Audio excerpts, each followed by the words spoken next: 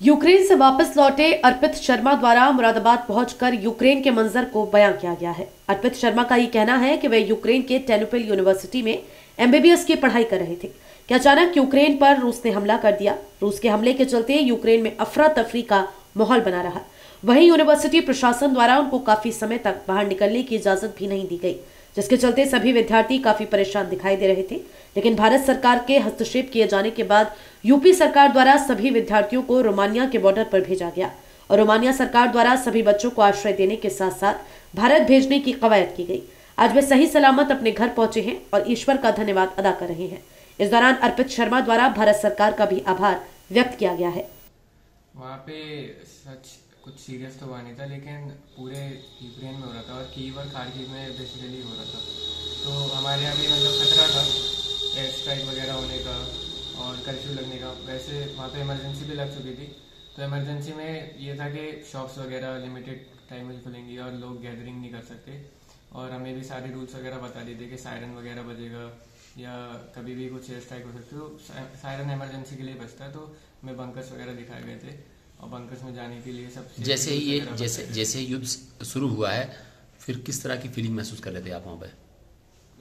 युद्ध स्टार्ट होने के बाद टर्नोपिल में तो फिर भी सेफ था, लेकिन खतरे का तो हमेशा डर बना रहता था क्योंकि कभी भी कुछ भी हो सकता है। यूनिवर्सिटी से लेकर आप मतलब रोमानिया तक किस तरह से पहुंचे? यूनिवर्सिटी की तरफ से तो हमारा कुछ भी नहीं था इंतजाम, तो हम अपनी तरफ से अपने खर्चे पर ही गए थे। सीनियर्स वगैरह थे और कुछ एजेंट्स वगैरह। रास्ते में किसी तरह की कोई परेशानी? रास्ते में तो कोई परेशानी नहीं थी, लेकिन रोमानिया बॉर्डर से हमें 8-10 किलोमीटर पहले उतरना पड़ा वहाँ पे भीड़ की वजह से, ट्रैफिक जैम की वजह से। जैसे वीडियो जारी हो रहे हैं हवाई हमले के, लोग भाग रहे हैं, तो ऐसा सब क्या आपके सामने कोई मंजर इस तरह का आया? हमारे सामने तो नहीं आया, लेकिन वो सारी चीजें कीव और खार्किव की हैं। टर्नोपिल में उतना कुछ खास है नहीं। जैसे ही आप रोमानिया पहुंचे हैं तो भारत सरकार ने कितनी मदद की है हमारी? भारत सरकार ने रोमानिया से तो पूरी मदद की है। सारी चीज़ें फ्री ऑफ कॉस्ट थी। पूरा ट्रांसपोर्टेशन से रिलेटेड और एकोमोडेशन से रिलेटेड, फूड शेल्टर सब प्रोवाइड किया गया और सब कुछ चीज़ें फ्री ऑफ कॉस्ट थी और मतलब फैसिलिटीज़ भी काफ़ी अच्छा थी और खाने लायक खाना भी बहुत अच्छा था और सारी फैसिलिटीज़ वहाँ पे अच्छी थी। जैसे ही आप हिंदुस्तान पहुंचे हो तो सबसे पहले किस चीज़ की याद आई आपको? यहाँ पे पहुँचते ही मतलब वो तो याद तो घर की आई रही थी, वो तो पहले से भी आई रही थी और मतलब जल्दी से जल्दी बस घर पहुँचना था और मिलना था मम्मी पापा से। और मतलब एयरपोर्ट पे आके भी फिर ये था कि आप जल्दी से जल्दी घर पहुँचो, ये था। अब आगे क्या इस वर्ष से क्या कामना रहेगी आपकी? ईश्वर से तो यही कामना होगी कि चीज़ें जल्द से जल्द ठीक हो जाएं और वहाँ पे जितने भी लोग और यार दोस्त मेरे फंसे हैं और भी काफ़ी सारे दूसरी यूनिवर्सिटीज़ के भी लोग फंसे हैं, तो जल्दी से जल्दी वहाँ से निकलें। जो बॉर्डर पे फंसे हैं वो भी निकलें, सब सेफली घर आ जाएं और चीज़ें ठीक। वहीं अर्पित शर्मा के परिजनों द्वारा भी सरकार की भूरी भूरी प्रशंसा की गई कि अगर सरकार हमारे बच्चों की मदद ना करती तो हम सब काफी परेशान थे, लेकिन अब हमारे बच्चे घर पहुंच चुके हैं और हम सब ईश्वर का धन्यवाद अदा कर रहे हैं। अर्पित के परिजनों द्वारा कहा गया कि भारत सरकार भी बहुत अच्छा काम कर रही है।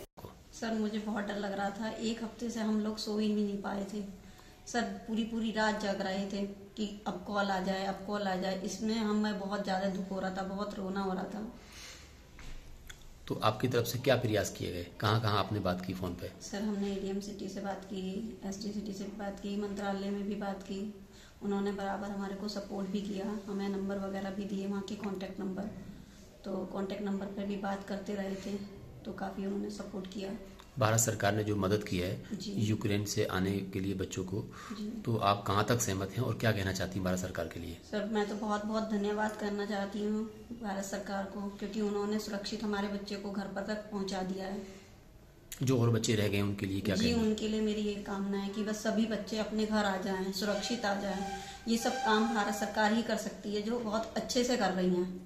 बच्चों को उनके अंदर वहाँ रोमानिया बॉर्डर में के अंदर आने के बाद बच्चों को कोई खतरा नहीं था, बच्चे बहुत सेफ थे, अच्छे से रहे। दो देश आपस में लड़ रहे हैं, तो उनकी लड़ाई को आप कितना जायज मानती हो? क्या है लड़ाई, होनी चाहिए नहीं होनी चाहिए? सर ये है कि यूक्रेन के जो राष्ट्रपति हैं उनको सरेंडर कर देना चाहिए। वैसे तो सर हमारी यही फीलिंग थी कि बच्चे को हमारे कोई दुर्घटना पे नहीं आवे, तो हमें बच्चों को ही चिंता बनी हुई थी। और आए दिन फिर वहाँ पर धीरे धीरे करके मतलब हमले जैसे जैसे तेज होने लगे वहाँ पर, तो हम लोगों की चिंता अपने बच्चों के प्रति जो बढ़ने लगी। फिर हमें चिंता ही होने लगी बच्चों की। हम यही सोच रहे थे, ईश्वर से यही कामना कर रहे थे कि हमारा बच्चा और बाकी जितने भी बच्चे वहां पर फंसे हुए हैं वो जल्दी से जल्दी ही अपने घर वापसी आ जाए। लगातार जैसे अभी भी हमले हो रहे हैं जी, तो क्या मानते हैं इसको, आप अपनी नज़र से क्या मतलब मानेंगे इस चीज़ को, क्यों इस तरह से क्यों होता है? सर ये तो देखिए दोनों देशों के बीच का ही मामला है, इसमें कोई थर्ड पार्टी कोई कुछ नहीं कह सकती है। और ये तो हमारी कामना यही है कि इस तरह की जो युद्ध नहीं होना चाहिए, क्योंकि ये युद्ध यदि आगे और बढ़ता है तो इसमें फिर ये विश्व के और भी देश इसमें मतलब शामिल हो जाएंगे और एक तरीके से विश्व युद्ध की भी स्थिति इसमें बन सकती है।